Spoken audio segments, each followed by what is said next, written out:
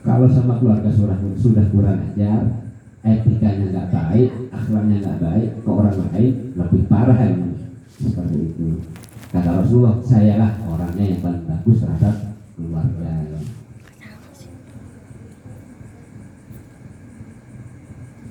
Rawahu Ibnu Hibban. Hadis ini diriwayatkan oleh Imam Ibnu Hibban. Wa qala alaihi salam khairukum li nisa'i. Kemudian Rasulullah juga bersabda, paling bagusnya kalian adalah kalian yang paling bagus adalah kalian yang paling bagus terhadap keluargamu sendiri. Li nisa'i yaitu kepada istrinya. Ana khairukum li nisa'i. Aku adalah orang yang paling bagus, akhlak yang paling bagus kepada istriku sendiri. Waruya ani Nabi, dan diriwayatkan dari Nabi sallallahu alaihi wasallam annahu qala, bahwasanya Rasulullah bersabda, man sabaroh, man siapa orang sabaroh, dia itu sabar ala su'i khuluqi imraatihi, atas bejatnya akhlak daripada istrinya. Barang siapa yang sabar dengan perbuatan buruk istrinya sendiri, aqtahullahu minal ajri mislama atau Ayyub alaihi salam, maka Allah akan ngasih ganjaran pada orang yang sabar terhadap istrinya tadi, sebagaimana Allah memberi ganjaran atau pahala kepada Nabi Ayyub ala balaihi, atas cobaan yang diterima oleh Nabi Ayyub. Wallahu ibtalahu bi arba'ati umurin, sesungguhnya maka Allah telah memberikan cobaan kepada Nabi Ayyub dengan 4 perkara. Jadi Nabi Ayyub itu termasuk salah satu nabi yang menerima cobaan yang sangat berat. Di situ ada 4 cobaan yang diterima oleh Nabi Ayyub. Apa saja itu? Faqdamalihi, Nabi Ayyub kehilangan harta kekayaannya. Jadi Nabi Ayyub itu orang yang kaya raya. Selain dia itu nabi, dia itu orang hartawan. Asetnya banyak, uangnya banyak, tanahnya di mana-mana. Wa waladihi, dan kehilangan putra-putrinya, anaknya meninggal 2. Wa tanziki jasadihi, yang ketiga jasadnya hancur, bercabik-cabik, robek karena kena gatal-gatal. Ketiga. Wahajura jami'in nas lahu, kemudian dia itu ditinggalkan oleh seluruh masyarakat. Illa zaujatahu, kecuali tinggal 1 istri. Jadi Nabi Ayyub itu punya beberapa istri, Pak. Hatta istrinya sendiri meninggalkan, tinggal 1, yaitu Ibu Rahmah, namanya Rahmah, setia itu. Setia menemani Nabi Ayyub. Fa'innahu kana lahu min asnafil mal, Nabi Ayyub adalah termasuk seseorang yang mempunyai harta yang sangat banyak, mempunyai aset yang sangat banyak. Ibilin, dia itu mempunyai onta, wabakorin sapi, wagonamin, apa itu kambing, wafilatin dan gajah, wahimari dan keledai. Wa kana lahu khamsatu mi'ati fadanin. Kemudian Nabi Ayyub itu mempunyai, selain mempunyai apa itu binatang ternak tadi, beliau juga mempunyai 500 lahan luas tanah. 500 lokasi, Pak. Bukan luas 500 meter, bukan, 500 lokasi. Itu satu lokasinya hektaran, ribuan hektar bahkan. Berarti kan kaya. Berarti beliau itu kalau sekarang mempunyai 500 sertifikat, mempunyai 500 SHM, itu kalau dibangkan menjadi berapa itu? Beli pesawat dalam berapa ini? Jadi mempunyai, kalau bahasa sekarang mempunyai 500 SHM sertifikat tanah, yang itu luasnya luar biasa. Hektaran. Yatba'uha khamsumi'ati abdin, setiap satu lokasi itu dijaga oleh 500 budak. Budaknya 500, satu lokasi itu, dari 500 lokasi itu. Padahal harganya budak itu Pak, kalau sekarang ratusan juta ya budak itu. Onta saja, onta itu kisaran 40 sampai 50 juta kalau sekarang Pak. Harga onta itu, belum sapinya, belum keledainya, belum gajahnya. Gajah berapa harga gajahnya? Berarti orangnya kaya raya. Kalau sekarang kan punya tanah 5 lokasi aja sudah wow. Tanah saya di mana-mana, Bogor kota, Bogor kabupaten ada, Jakarta ada. Padahal cuma ada 5 atau 10 lokasi. Nabi Ayub 500 lokasi nggak sombong deh. Tetap khusyuk dalam ibadah, akhlaknya tetap bagus Nabi Ayub.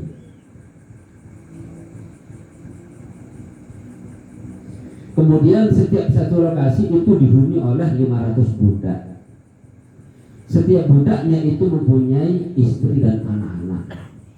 Satu budaknya itu mempunyai pasangan masing-masing, bahkan punya keturunan gitu. Wamalin, dan juga mempunyai harta benda yang banyak juga budaknya itu. Kalau sekarang pegawai karyawannya. Wakana ma'ahu salah satu nafarin, dan setiap satu lokasi itu mempunyai 3 kelompok. Kelompok A, kelompok B, kelompok C misalnya. Apartemen kelas A, kelas B, kelas C. Qad amanu bihi, semuanya itu sama beriman kepada Nabi Ayub. Wa kanu kuhulan, dan semuanya itu kuhulan. Kuhulan itu setengah tua Pak. Usia maksimal 39 itu kuhulan. Berarti kan usia produktif Mas Haris. Kalau 40 ke atas sudah mulai kurang produktif. Ini jadi pegawainya Nabi Ayub produktif semua itu. Kuhulan artinya di bawah 40. Iya, masih giat-giatnya bekerja gitu.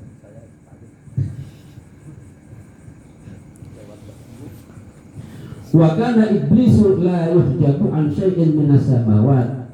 Sementara iblis itu oleh Allah enggak dikasih hijab, artinya diberi pandangan langsung bisa nembus gitu loh terhadap tempat lokasinya Nabi Ayub. Fa yaqifu fihinna haitsa ma'arada. Kemudian dia itu sesekali hendak mau bersinggah ke tempatnya Nabi Ayub, bisa kapan saja gitu, bermain-main ke tempat lokasinya Nabi Ayub.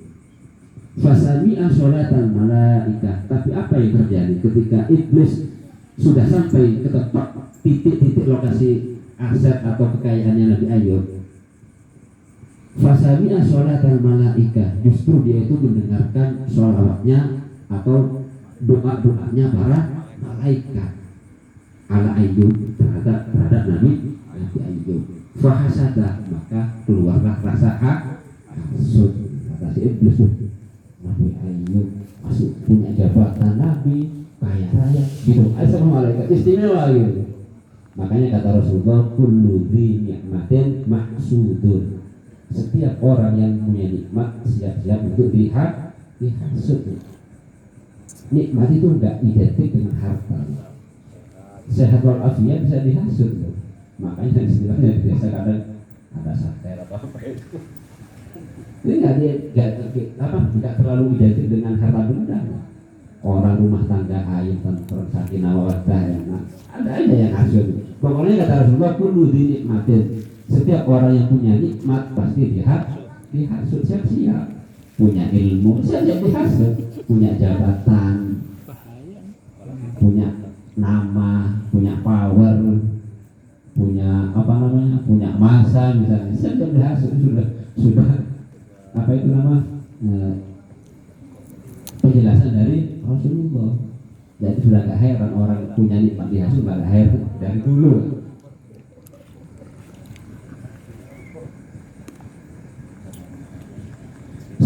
Setelah rasa hasud itu timbul dalam hatinya si iblis, wa qala ilahi, yaitu berkata sama Allah, ya Allah, nazartu fi abdika Ayub, saya telah menemui hambamu yang bernama Ayub, kata si iblis itu.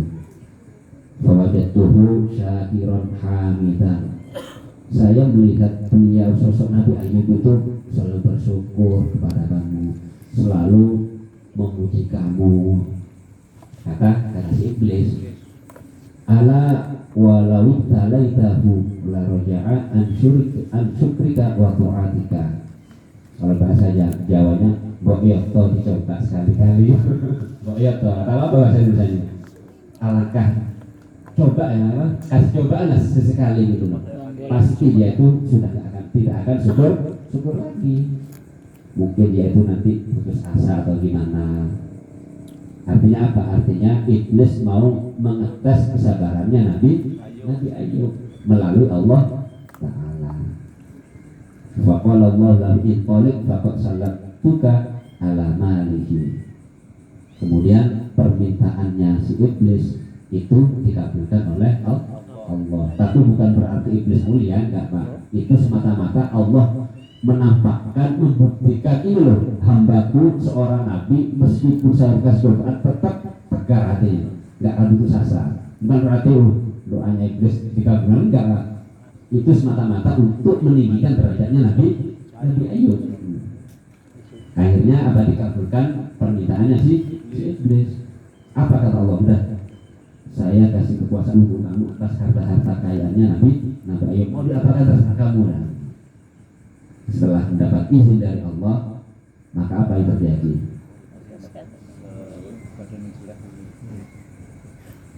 Fantalaqo wa jama'a afarita syayatin. Pergilah dia untuk menemui prajurit-prajurit ifrit-ifritnya setan dan wal jinni dan iblis itu rajanya lah.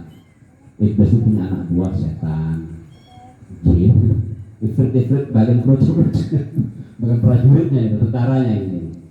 Ia kumpulkan anak buahnya semua, baik dari ifrit jin atau ifrit setan. Ayo kumpul rapat meeting gitu. Saya punya saya tugas sekarang itu. Dikumpulkan anak buahnya semua. Wa qala lahum qad sulitu ala mali Ayub.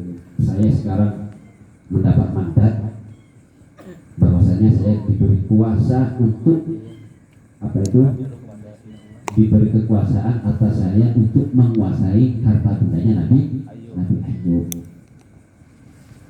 Tahram wa qala ifrit min hadithi al-bil, ayo ambil semua itu onta-ontanya itu, wari'atiha, jangan ontanya saja, sama pengembalanya. Jadi satu onta berapa pengembalanya? Ada yang jaga, manusia. Fa'ahrikha, kemudian bakar semua ini, hanguskan. Udah dibakar sama ifrit. Sama ifrit kurang ajar. Jadi ontanya diambil semua, sama pengembalanya, sama orangnya, manusia sama binatangnya diambil semua. Kalau sekarang mungkin diserang mungkin hangus semuanya, yang debu semuanya. Setelah hangus semuanya, sumaja iblis ila Ayub. Setelah itu semua terjadi, setelah terbakar, datanglah iblis itu kepada Nabi Ayub. Fawajadahu qa'iman yusalli. Setelah dia itu mendapati Nabi Ayub ketika itu dalam keadaan sholat, dalam keadaan berdiri, dia itu bersolat. Faqala lahu ahrabatin nar ibilaka. Nabi Ayub, ya ada iblis, sekarang unta-unta kamu, bahkan penggembala untamu hangus terbakar api. Faqala Ayub, alhamdulillah. Apa jawaban Ayub? Alhamdulillah, segala puji bagi Allah. Itulah kalau sekarang astagfirullah. Gimana sekarang kan juga sekarang? Maka Ayub enggak, alhamdulillah, artinya segala puji bagi Allah. Itu sahabatnya Nabi Ayub. Wa aqwaniha wa huwa akhadaha. Dia Allah yang telah mengasihi saya apa namanya? Onta dan pengembalanya, Allah yang ngasih. Dan sekarang Allah mengambil kembali. Alhamdulillah. Bukan milik saya, tapi milik Allah nih. Mendengar jawaban seperti itu gimana? Summa fa'ala mithla dzalik bil ghanam. Ajar iblis. Akhirnya malah dia efek sekarang sikat apa namanya itu, ghanamnya, kambingnya, sikat habisi semua, bakar semua ini. Semuanya Ayub. Setelah dibakar semua, datang kembali lagi pada Nabi Ayub. Oh, bukan dibakar hari ini Pak. diporak-porandakan, dihancurkan itu ya. Setelah hancur mati semuanya, datang kepada Nabi Ayub. Seraya berkata, wa qalahu nasafatir rihu zaw'aka fahamidullah. Nabi Ayub, sekarang kambing-kambingmu beserta pengembala kambingmu sekarang hancur lebur dihempas oleh angin tofan. Kalau sekarang putih beliung itu. Terus gimana sikapnya Nabi Ayub? Fahamidullah, alhamdulillah, wa syukurillah. Seperti itu jawabannya. Wasna alaih. Summa qala iblis salibni ala waladih wa qalahu in talik wa sallatuka ala waladihi. Masih gak puas, namanya orang hasud gak ya? Orang hasud tidak akan rela selama dia itu melihat orang yang dihasud mempunyai apa yang daripada kenikmatannya, belum puas sampai habis atau bahkan sampai mati orang yang baru, orang yang itu puas. Kurang ajar. Apa namanya? Onta sudah habis, binatang-binatang sudah habis, satu semuanya masih aja bersyukur sama Allah Ta'ala. Akhirnya dia kembali lagi sama Allah, ya Allah, kalau gitu saya beri kekuasaan untuk saya untuk menghabisi putra putrinya. Jadi binatangnya sudah habis, sekarang beranjak pada keluarganya. Jadi masya Allah nih, itu banyak Nabi ini. Ya udah kata Allah, saya kasih kuasa untuk kamu untuk menghabisi anak-anaknya, gak apa-apa ya. Fadhahaba ila waladihi wa zalzala bihi bil qusra wa qallabahu alaihim famatu jami'an ya Allah. Kemudian iblis sama bala tentaranya sama iblis kurang ajar tadi ya, itu pergi ke rumah tingkatnya, rumah susunnya Nabi Ayub, sementara anak-anaknya ada di dalam itu, digoncang namanya kayak gempa, hancur lebur, mati semua keluarga Nabi Ayub, wafat semua. Ya namanya rumah itu ibarat rumah burung, dia sama burung-burungnya udah hancur, wafat semuanya, famatu jami'an. Sumaja Ayub akhbaru bi maut waladihi. Kemudian setelah putra-putranya meninggal, dia datang lagi Nabi Ayub dan kasih apa Nabi Ayub, sekarang anak-anakmu sudah habis semuanya, sudah wafat, sudah mati. Karena apa? Rumahnya sudah hancurin. Astagfirullah. Kemudian Nabi Ayub baca istighfar ya. Astagfirullah. Sumaqala salidni ala jasadihi. Yang terakhir Nabi Ayub masih berputus asa Pak ya, masih sabar. Ya Allah, kasih saya, kata iblis, untuk menguasai jasadnya Nabi Ayub. Itu sudah jatuh miskin apa ini? Jadi sudah tidak punya apa-apa, harta sudah hilang semuanya, keluarga sudah pada meninggal, tinggal Nabi Ayub dengan beberapa istrinya. Sekarang gilirannya adalah untuk merusak jasadnya Nabi Ayub. Faqala sallatuka ala jasadihi ghayra qalbihi wa lisanihi wa aqlihi. Ya udah, kata Allah, saya kasih kuasa untuk kamu untuk apa itu, merusak jasadnya Nabi Ayub, tapi kecuali hati, lesan dan akal. Tiga nggak bisa, lesan, hati dan akal tiga. Kalau lainnya nggak apa-apa. Fadhahaba ila Ayub fawajadahu sajidan. Pergilah itu si iblis kepada Nabi Ayub. Setelah menemui Nabi Ayub, pada waktu itu Nabi Ayub dalam keadaan sujud kepada Allah. Waja'a min qabli wajhihi wa nafakha fi mankharihi nafkhatan. Kemudian yaitu nyamperin mendekati Nabi Ayub.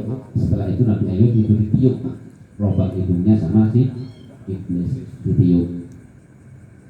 Setelah ditiup, ista'ala min hajasadahu. Jadi kayak tersulak itu maknya. Wa fi hikatan fahakaha bi adfarihi. Setelah ditiup sama si iblis, Nabi Ayub terdapat penyakit gatal-gatal. Karena apa? Dikasih penyakit sama si iblis, dikasih virus melalui hidung. Makanya pas apa namanya? Covid kan itu. Karena apa? Dari sini sejarahnya. iblis nyebar virus melalui video gitu hidungan Nabi Ayub muncullah gatal-gatal.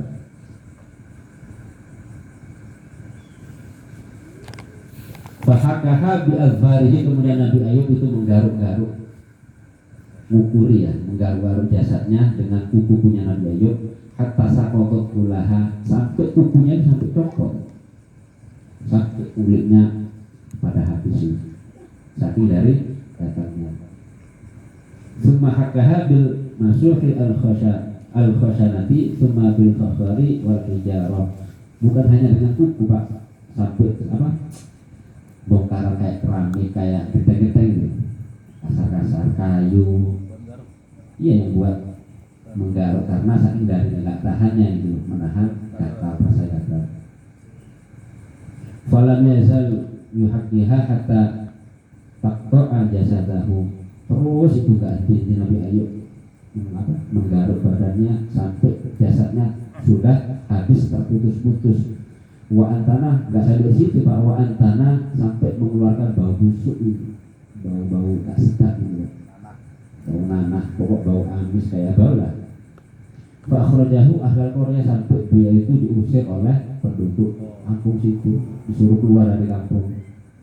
Wa ja'aluhu ala kanasatin lahum wa ja'aluhu arisan wa ja'aluhu nas, sampai dia itu ya dihinakan, diolok-olok, dicaci maki, ayo keluar dari sini, kamu baunya nggak enak, kamu bau, bikin pusing kita, dihina-hina. Wa hajarahun nas kulluhum illa zawjatahu, kemudian semua manusia, semua warga yang ada di situ menjauh daripada Nabi Ayub yang dulu hidupnya terhormat, orang ya tetap soleh lah ya. Artinya terhormat gimana? Mempunyai harta yang banyak, kemudian mempunyai beberapa pengikut yang banyak. Setelah dia itu mengalami penyakit yang begitu dahsyat, semua manusia pada menjauh. Semuanya menjauh illa zaujatahu al-musammah rahmah, yang tidak menjauh artinya yang tidak meninggalkan, yang setia tetap menemani Nabi Ayub adalah ibu Rahmah, yaitu istrinya Nabi Ayub. Istri lainnya sudah meninggal, cuma tinggal satu istri yang setia. Fakana tukhdimuhu bima yuslihuhu wa ta'tihi bit-ta'am, dialah Siti Rahmah yang setia untuk berkhidmah melayani Nabi Ayub. Wa ta'tihi bit-ta'am, dia yang ngasih makan, menyediakan makan. Wa hajarhu salah dalika amanu wa lam yakrahuhu dinahum. Jadi walhasil Pak ya, seseorang, kata Rasulullah, yang seorang suami yang sabar atas buruk perilakunya istri, itu sama Allah diberi pahala sebagaimana pahala kesabarannya Nabi Ayub yang menerima cobaan dari Allah. 4 tadi, hilangnya harta, hilangnya keluarga, kemudian apa lagi? Hewan-hewannya, penyakitnya,